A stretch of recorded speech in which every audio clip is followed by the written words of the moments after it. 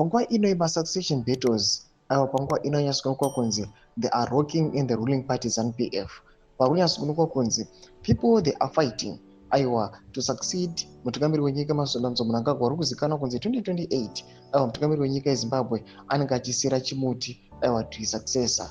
Panguva ino pari kuonekwa kunzi the successor panguva ino ndiye nhau iri kutsviriridza kuchionekwa kunzi VP Siyanai Chiwenga ari kuzama kuda kublokewa, anozikanwa kunzi is the one ari kufanira kusucceeda mutungamiri wenyika yeZimbabwe. Sadapinda mashoko amudanyirwa panguva ino subscribe like on the bell icon timida panapa standard wamudanyira chiti ZANU-PF heavyweights have started flexing their muscles in the increasing ugly fight to position themselves in the race to succeed President Emmerson Mnangagwa amid plots to elbow out those perceived to be newcomers through legal means and political maneuvering.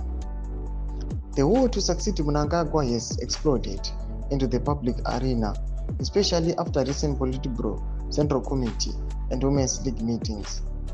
There are indications that the 82-year-old ruler loyalist wanted to elbow out Vice President Siyanai Chiwenga from the race as they prefer business tycoon kuda kuchita gwirei.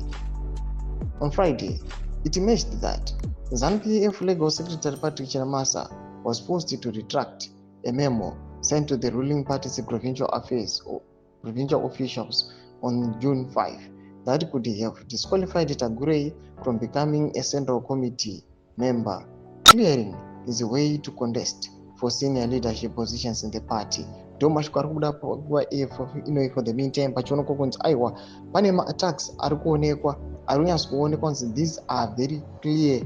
Anyatsokuonekwa kunzi VP Siyanai Chiwenga panguva inoi vari pama1.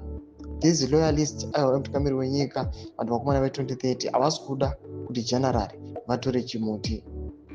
Mutoziva mafungiro enyu moti kudai pamusoro pechiitiko ichi. Pinda mucomment section medu mudze mafungiro enyu.